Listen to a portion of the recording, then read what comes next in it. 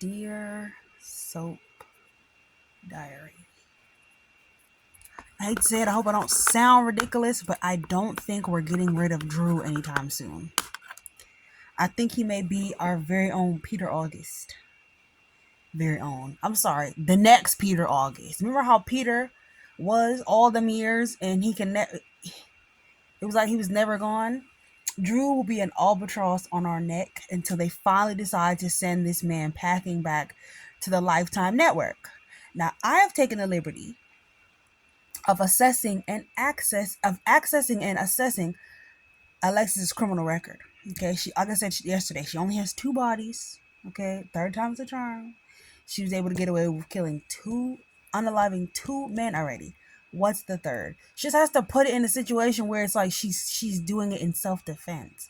Remember when she faked DID to get, with the whole Luis Alcazar situation, and then when she ran down Kiefer.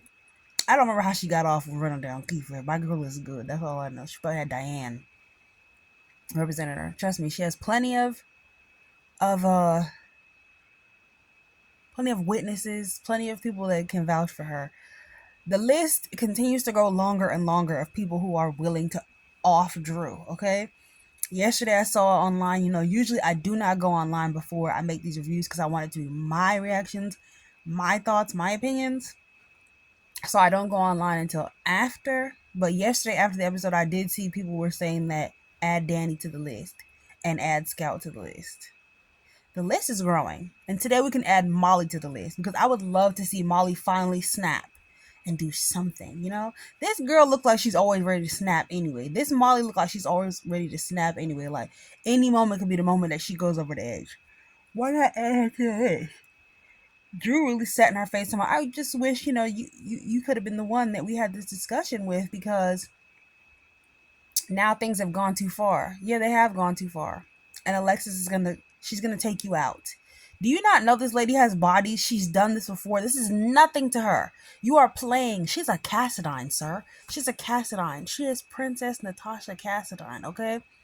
And there was a flicker in her eye yesterday. You could see she thought about it.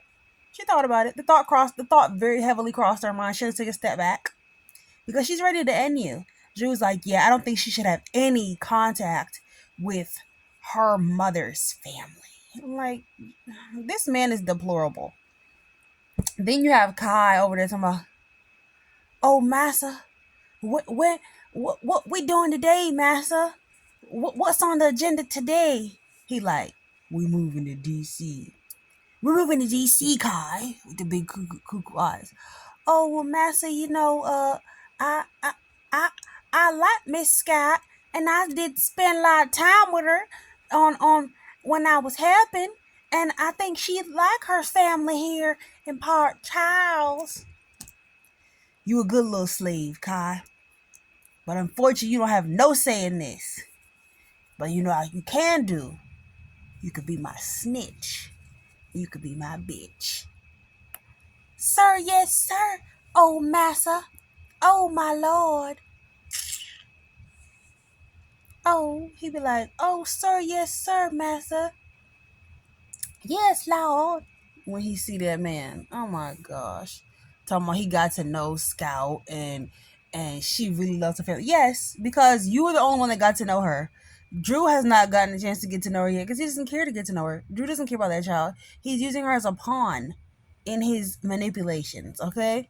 He's like, we got to go to DC and get out of here. I've lost so much. I lost my son. First of all, I lost Willow. You were screwing her mom. I lost my son, Oscar. You haven't thought about Oscar since before he died. It didn't even seem like Drew liked Oscar. So take that off the table and stop using your son for sympathy. If you're trying to act like, oh, my son would be your age, I look at you like a son, that's the next pile on to get him to do whatever he wants him to do. He probably is his damn gonna son. Anyway, because we don't know about Drew's past. Anyway, it's a lot going on today. Sorry. I'm very tired. Can you guys see like the redness in my eyes? I'm very tired, but I decided to still come back with this review for you guys. So hopefully y'all like it. Oh yes, Massa. Oh yes, Massa. That's how he be to Drew. Um, let's see. They called him the human cockroach. Ezra's back and he's like still trying to tell Laura like you're gonna lose, but we are gonna build that library up. So the first thing I'm gonna do when I get in office, I'm gonna build that library up. Then he gonna come to her later talking about, oh, the library did get passed. I wonder how many people did you pay Sunny? How many people did Sunny pay to get the library bill passed? They bust out laughing in his face like, yeah, because Sonny would use his money to open a library.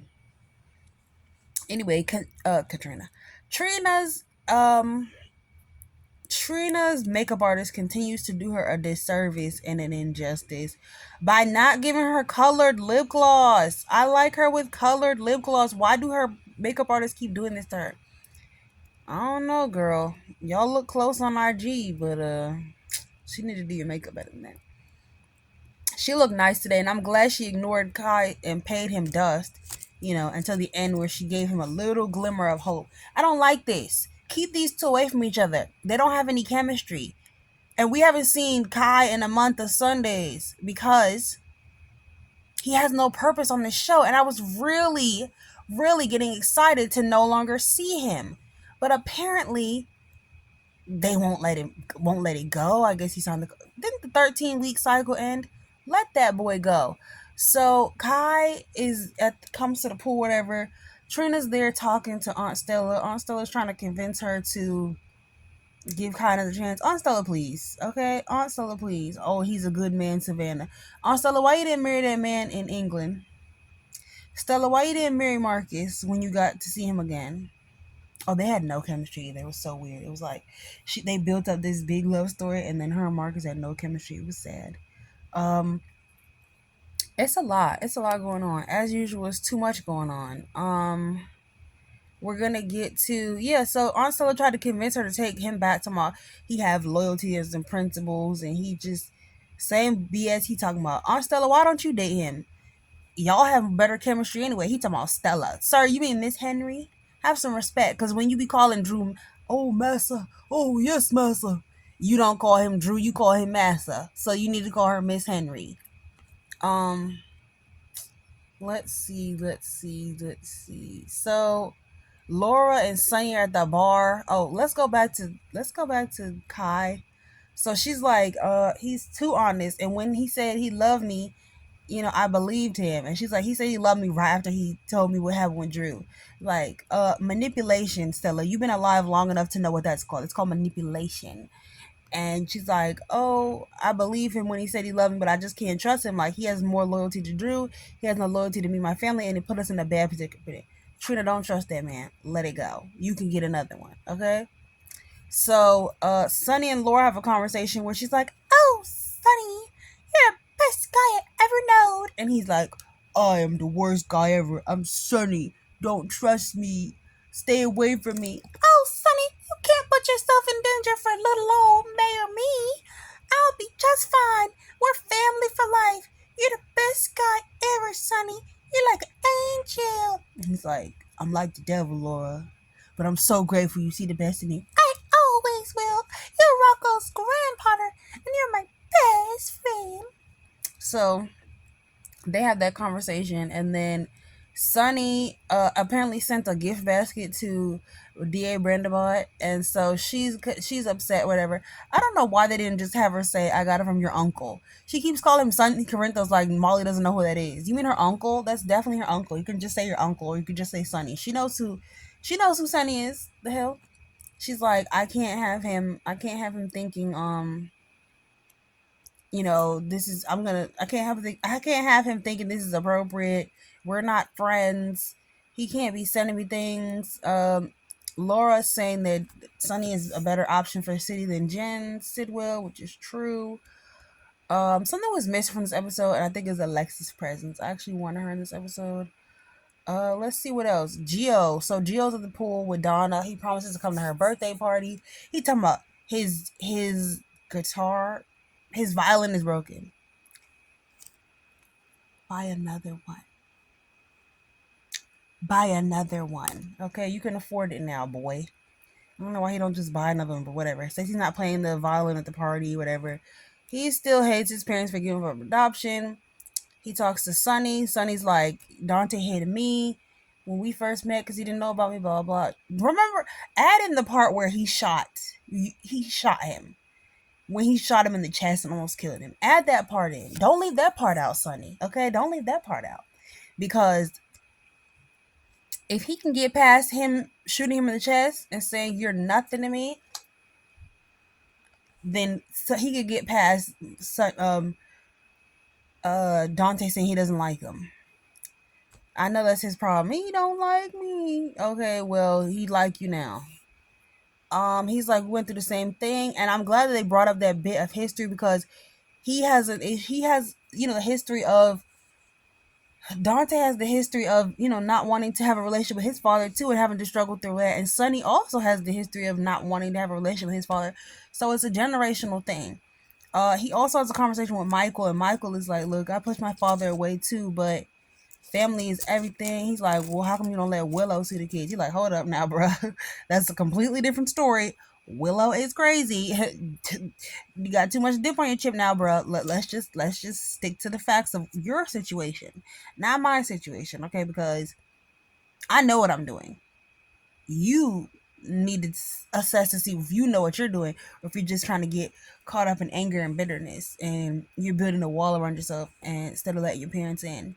So Dante and Brooklyn have a conversation where, they agree that I don't know if they actually agree, but Dante wants Brooklyn to be a part of this whole getting to know Gio process and actually, stop leaning back and go forward with trying to get a relationship with Gio.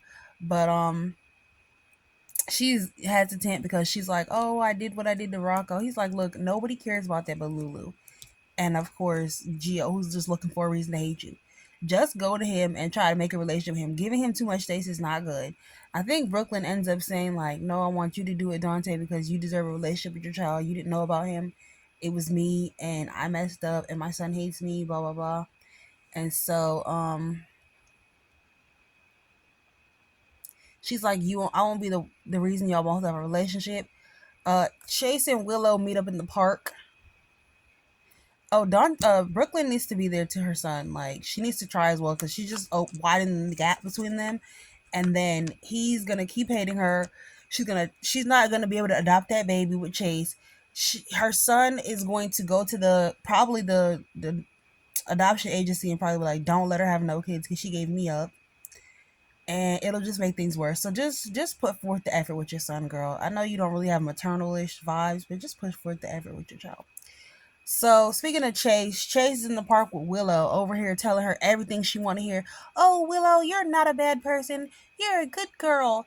Life's just been against you. It's everybody else's fault, Willow. You made mistakes. You're a wonderful human being. You're a great mother. Everything will work out for you. I'm so glad you still have your job. You're perfect, girl. Girl, you're perfect. And you're worth it. And you deserve it. The way you work it. Girl, you're perfect." Okay, because Chase was just blowing hot smoke up her behind and just telling her everything she wanted to hear. And she was eating it up, talking about, "Chase, I'm better now because you're here. Oh, Chase, what can you do for me?" "Well, nothing. I just love your presence in my life because you feed my ego and you're my next hero." Chase is Willow's next hero, and he's gonna end up throwing away his marriage for weeping, cuckoo, crazy Willow, and she's still gonna end up locked in Ferncliff, where she needs to be. Willow needs psychiatric help. Willow needs psychiatric help, and Willow needs psychiatric help. Okay, Willow needs psychiatric help. She's crazy, and she needs to be deprogrammed from this cult mindset she has, or else she's just gonna continue to look for another savior and continue to neglect her kids in the process. I want to say that's it. And I had a conversation with Anna was this episode today, but I can't remember what she did. She had a conversation with somebody. Oh, girl, she was the beautiful Jordan. There's too damn much happening in these episodes. It's just making me mad. It's like I feel like I haven't even touched the goddamn surface of what happened. Oh gosh, they wear me out. That's why I like Beyond the Gates. Keep it simple. Um, Oh my god. Anna was in this episode. She was talking to beautiful Jordan. One thing I wanted to say quickly about Drew is that Drew, I don't think Drew's gonna get killed because this unalive because this show has a horrible track record with murder mysteries and writing storylines, and they love to drag things to the end. So I don't think we're getting rid of Drew anytime soon. Moving on, Ezra comes and threatens Anna, and Laura's like, "Yeah, as soon as I become mayor, yeah, you're next. You're getting fired." Yeah, yeah, girl. Um, Let me see. Sonny and D.A. Brendabaugh have a conversation. She's like, "We're not friends. You can't keep sending me gifts." He's like, "I didn't send you nothing." Smiling. She's like, "Yeah, I'm gonna send you to jail for harassment though. That's for sure, and I'm gonna win." Um, Anna and the beautiful Jordan talked about her new apartment, and it was beautiful in there, child. It was giving. It was giving. It was giving. And she says that, hey, the money is good. She said, life's good. Like Future said, life's good. You know what I mean? So Anna's like, I don't want you to get caught up in this. Jordan's like, look, the work is fun. I haven't found anything illegal. The money is great. I can afford this beautiful apartment. I got new clothes, new shoes. I even got a new interior designer. She's like, yeah, Maxie recommended him to me, but he's too expensive. Okay, but Jordan's rich now. So don't worry. Don't put your broke project your brokenness onto her. I know you've been a public servant for a long time, Anna, but don't project your brokenness onto the rich Jordan now. No, but I understand where Anna was coming from. Wanting Jordan to be safe because she is in a dangerous situation, and it's easy to get caught up and intoxicated into this life. Speaking of caught up and intoxicated into this life, Curtis came over to Jordan's apartment, and he was like, "It looked good to me." She was like, "Yeah, but I want you to inspect every inch of this place." And I said, "Every inch of this cookie? What? Girl, what you trying to say to Jordan? What you trying to say to Curtis? You trying to get him, you trying to get him back in that BED, okay?" But they have chemistry. Curtis looked like he thought about it. He looked like he thought about it. Speaking of Curtis, Curtis goes to the hospital and he goes to see Portia and tells her he's taking her on a date. He want to work things out with her. He want to take her to see her favorite chef. Isaiah watching in the background, like he got that pang in his chest and he realized he has feelings for Portia. So they kissing in the lobby and everything like that. No chemistry, just had to zoom out. Focus it on Isaiah. So Isaiah realizes he has feelings for her. So when they talk later, he's gonna say, "And where does this leave Jordan?" Because he really wanted to bring up Jordan and throw them off so that he could get Portia for himself. But then when Portia was like, "Look, I love my husband," or whatever, I don't know what she said, to be completely honest. But Curtis then, what's the boy name? Isaiah was like, "I've never seen you this happy. Congratulations. I'm happy that your marriage is working out for you. Everything's working out for you, and I'm glad that you're happy." Yeah, because don't ruin that girl's happiness because you're lonely. Because Jordan wants to work for Sidwell and y'all can't be in a relationship because you're a little bit like bitchish. Can I say that? Not bitches. You're a little bit of a gossip girl, so I can kind of see why Jordan don't want to talk to you anyway. So Isaiah, the only girl for you out there is Willow. Okay, you're a hero. She's a weakling. You're a weakling. You guys deserve each other. I wanted better for this man, but he's become a talk to and a gossip girl. So it is what it is. Tommy Hardy, baby boy, where are ya? Granny's here. So I think that's the end of the episode. I really want to say that it is. I wish this computer was touch screen, but yeah, that's it. So see y'all tomorrow. Sincerely, Soap Diary.